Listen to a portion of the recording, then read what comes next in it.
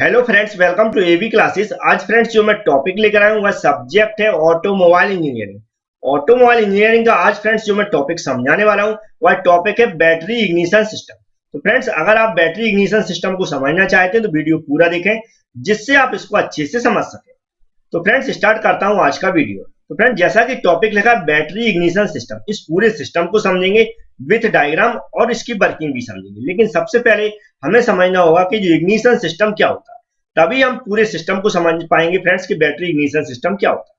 तो हम समझा रहे हैं फ्रेंड्स सबसे पहले इग्निशन सिस्टम। आपको सिर्फ ध्यान से सुनना है कि इग्निशन सिस्टम क्या होता है। जैसा कि हम जानते हैं जो हमारे स्पार्क इग्निशन इंजन होते हैं, स्पार्क इग्निशन इंजन होते हैं, जैसा कि एग्जांपल देखें हम तो हमारे जो पेट्रोल इंजन होते हैं, जो पेट्रोल से चलने वाले इंजन होते हैं, उसके अंदर फ्रेंड्स क्या होता है, जो हमारे एयर और फ्यूल का मिक्सर होता है। कौन सा एयर और फ्यूल का मिक्सर होता है?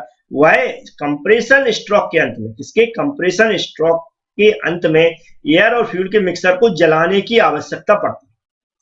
तो जो हमारा फ्रेंड्स कंप्रेशन स्ट्रोक के अंत में हमारे जो एयर फ्यूल के मिक्सर को जलाने की आवश्यकता होती है, उसी के पूर्ति के लिए, उस एयर और फ्यूल के मिक्सर को जलाने के लिए हम एक सिस्टम का यूज करते हैं। उस सिस्टम को बोलते हैं फ्रेंड्स इग्निशन सिस्टम। क्या बोलते हैं? Ignition system.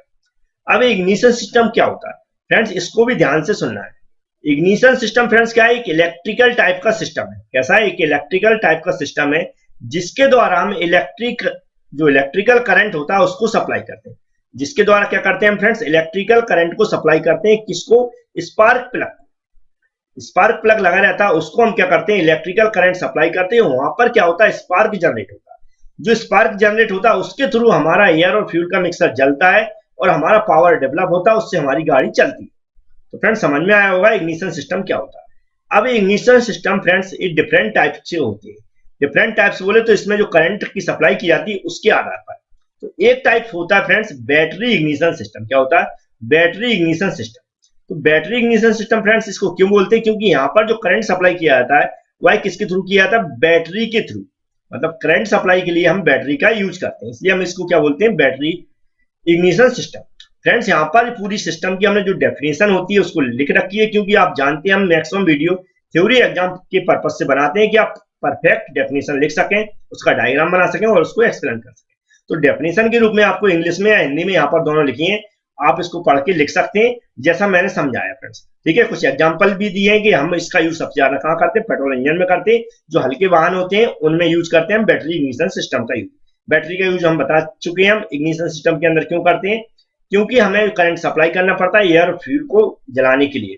तो ये डायरेक्ट कहां पर सप्लाई होता है? करंट स्पार्क प्लग के अंदर होता है, वहां पर स्पार्क जनरेट होता है, उससे हमारा एयर और फ्यूल का मिक्सर जलता है। ठीक है फ्रेंड्स, तो आप ये डेफिनेशन लिख लें। अब ये जो डायग्राम दिख रहा है इसको मैं समझाता हूं फ्रेंड्स, इसको जूम करके और सारे पार्ट्स को एक एक पार्ट्स को मैं एक्सप्लेन करके समझाऊंगा। तो फ्रेंड्स पहला पार्ट से यहाँ पर दिख रहा है बैटरी। अब पहले थोड़ा सा मैं समझा दूं फ्रेंड्स, यहाँ पर दो डायग्राम दिख रहे हैं तो उससे कंफ्यूज ना हो। ये जो डायग्राम दिख रहा है आपको, ये डायग्राम पूरा यहाँ रोटर तक लिखा है, यहाँ तक एग्जाम में बनाना है, क्योंकि एग्जाम के लिए बहुत अच्छा डायग्राम है। ये एनिमेशन डायग्राम है सिर्फ बताने के लिए किस तरह के पार्ट्स होते हैं, समझाने के पर्पज से। तो इसको भी मैं समझाऊंगा, दोनों को एक साथ समझाते हुए जाऊंगा, जिससे आपको जो एनिमेशन के रूप में जो डायग्राम किस तरह के होते हैं समझ। जैसे कि हम पहला पार्ट समझा रहे हैं फ्रेंड्स बैटरी। यहाँ पर बैटरी रखी हुई दिख रही होगी, इस तरह की होती है, कुछ आपने देखी भी है। तो यहाँ लिखा है बैटरी का सिंबल इस तरह का होता है, ऐसा बनता है। तो हम जानते हैं बैटरी का यूज क्या कर रहे हैं, यहाँ पावर को सप्लाई करने के लिए, इलेक्ट्रिकल करंट को सप्लाई करने के लिए। तो इलेक्ट्रिकल करंट को सप्लाई करता है, लेकिन हम जानते हैं बैटरी के बारे में। सबसे पहले बैटरी के अंदर दो टर्मिनल होते हैं। कौन से दो टर्मिनल होते हैं? एक नेगेटिव और एक positive. Negative terminal friends grounded रहता है अर्थिंग के लिए, जो कि नीचे वाला दिख रहा है ग्राउंडेड है अर्थिंग के लिए, ग्राउंडेड का सिंबल होता है।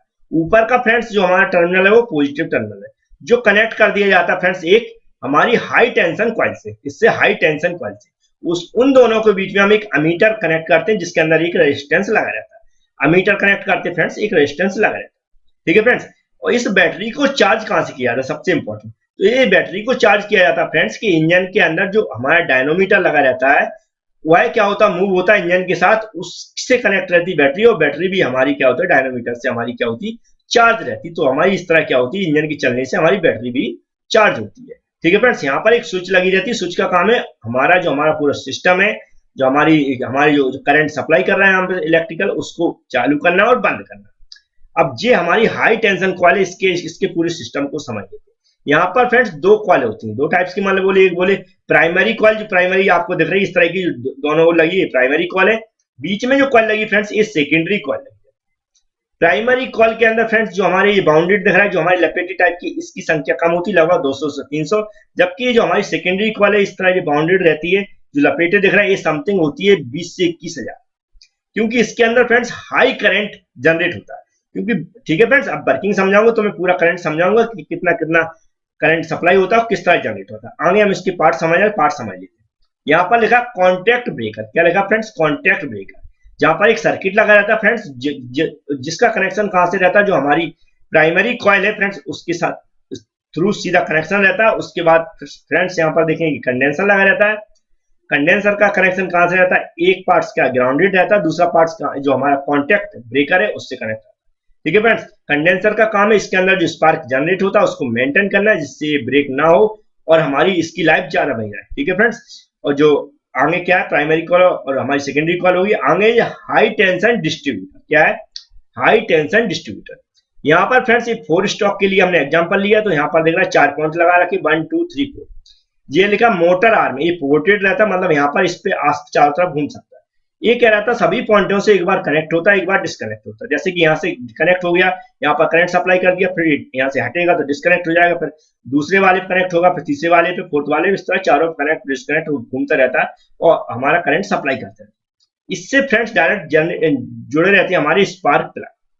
क्या जुड़ा रहता है, स्पार्क प्लग। तो यहाँ से कनेक्शन आया, पूरे स्पार्क प्लग में क्या रहता है, नीचे वाले पोर्शन जो ऊपर से अर्थिंग रहती है वहां पर क्या रहता है फ्रेंड्स, थोड़ा सा गैप रहता है 1 mm के समथिंग, वो रहता है हमारा करंट स्पार्क को जनरेट करने के लिए। तो यहाँ से जब हाई करंट आता है लगभग 20,000 से 30,000 के बीच में, तो यहाँ से क्या होता है, एकदम स्पार्क जनरेट होता है। वह स्पार्क जनरेट के कारण क्या होता है, उस स्पार्क के थ्रू हमारे एयर और फ्यूल का मिक्सर जलता है। ये तो था फ्रेंड्स हमारे पार्ट्सों का एक्सप्लेन। जैसे कि यहाँ पर इग्निशन कॉइल का आपको यहाँ डायग्राम दिख रहा होगा, इस तरह स्पार्क प्लग किस तरह के होते हैं आपने देखे नॉर्मल गाड़ी में। ठीक है फ्रेंड्स, ये कनेक्शन होता है, एक कैपेसिटर और एक कंडेंसर एक ही होता है फ्रेंड्स, एक कॉन्टैक्ट ब्रेकर रहता है और ये हमारा डिस्ट्रीब्यूटर। अब इसकी वर्किंग फ्रेंड्स मैं समझा रहा हूँ, उसको ध्यान से सुनना है। तो जैसा मैं इसको बता चुका हूँ, बैटरी चार्ज कहाँ से हो रही है, डायनोमीटर से हो रही है, हमारा इंजन चल रहा है वहां से। तो इसके अंदर सबसे पहले हम क्या करते हैं, जो हमारी चाबी रहती है इसे स्विच ऑन और ऑफ होती है। जैसे हम स्विच ऑन करते हैं, मतलब इसका कनेक्शन कहाँ हो जाता है, यहाँ से हो जाता है। तो अमीटर या रजिस्टर लगा है, रेजिस्टेंस लगा हुआ है, यहाँ से कनेक्ट हुआ, तो यहाँ से जो बैटरी से पावर सप्लाई हो रही, तो करंट सप्लाई लगभग कितना हमारा 6 से 12 वोल्ट की समथिंग, 6 to 12 वोल्ट के समथिंग यहाँ से बैटरी से सप्लाई होता है। क्या वोल्टेज, इस रेजिस्टेंस के थ्रू हमारी जो हाई टेंशन कॉइल है उसके अंदर, प्राइमरी कॉइल के अंदर सबसे पहले जाता है। किसके अंदर जाता है फ्रेंड्स, प्राइमरी कॉइल के अंदर जाता है। अब यहाँ पर क्या होता है, इसका जो वोल्टेज बढ़ता है, वोल्टेज बढ़ता है फ्रेंड्स तो टेम्परेचर बढ़ेगा, तो उसी को मेंटेन करने के लिए हमें यहाँ पर रेजिस्टेंस या अमीटर लगा रहता है। रेजिस्टेंस फ्रेंड्स जो बना रहता है आयरन वगैरह की कॉइल के बना वायर का बना रहता है, क्योंकि उसकी कैपेसिटी रेजिस्टेंस की करने की ज्यादा रहती है, इसलिए आयरन का बनाया जाता है। तो फ्रेंड्स अमीटर या जो हमारे अंदर रेजिस्टेंस रहता है उसका पर्पस समझ गए।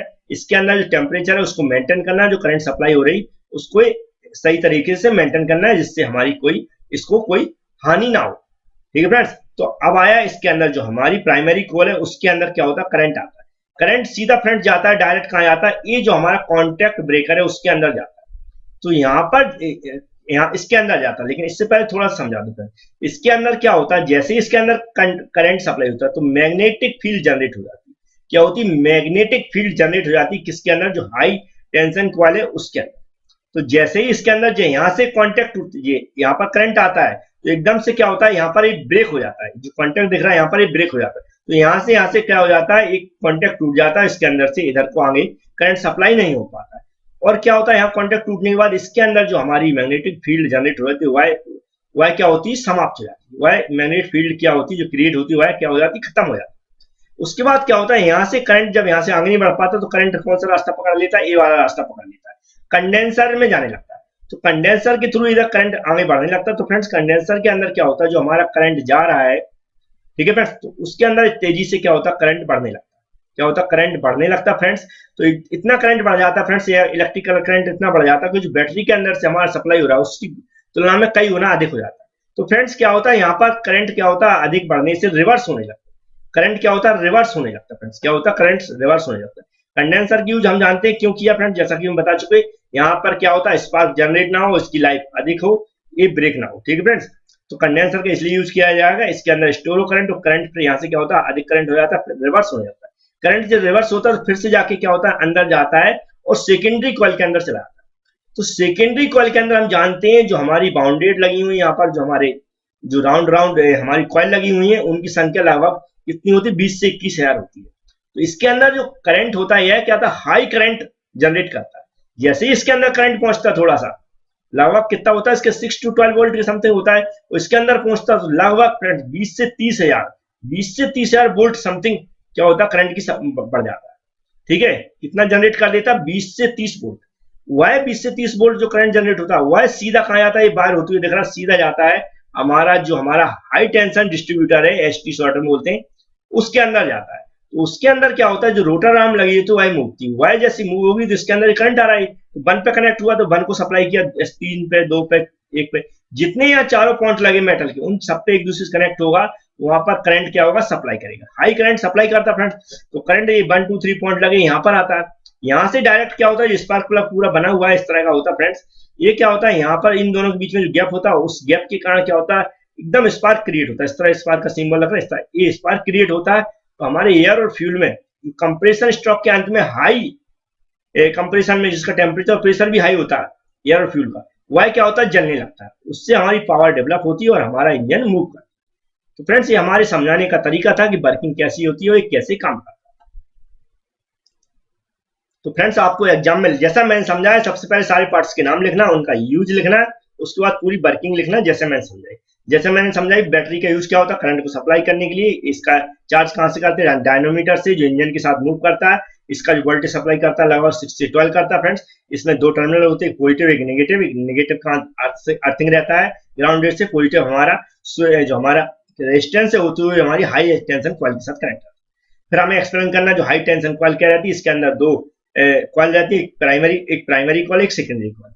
प्राइमरी की बाउंडिंग की संख्या लगभग 200 300 रहती है, जबकि सेकेंडरी कॉइल की बाउंडिंग की संख्या लगभग कितनी रहती है, 20 से 21,000 रहती है, ऐसा लिखना। जबकि जो सेकेंडरी कॉइल है वह हाई करंट जनरेट करती है लगभग कितना, 20,000 से 30,000 वोल्ट के बीच में, ऐसे लिखना है। फिर इसके बाद हमें लिखना है यहाँ पर कॉन्टैक्ट ब्रेकर लिखना फ्रेंड, उसके बारे में समझाना है कि इसका यूज ब्रेक करने के लिए किया जाता है, करंट को ब्रेक करने के लिए, करंट आगे सप्लाई ना हो पाए।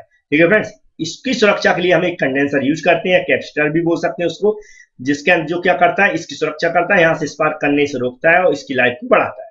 कंडेंसर के अंदर जो हमारा करंट अधिक हो जाता है तो फिर यहाँ से रिवर्स होता है, वह सीधे जाता है सेकेंडरी कॉइल में। सेकेंडरी कॉइल से हमारा डिस्ट्रीब्यूटर के अंदर जाता है, डिस्ट्रीब्यूटर के अंदर फोर स्टॉक के लिए यूज कर रहे हैं, तो 4 पॉइंट लगे जो मेटल के बने रहते हैं फ्रेंड्स।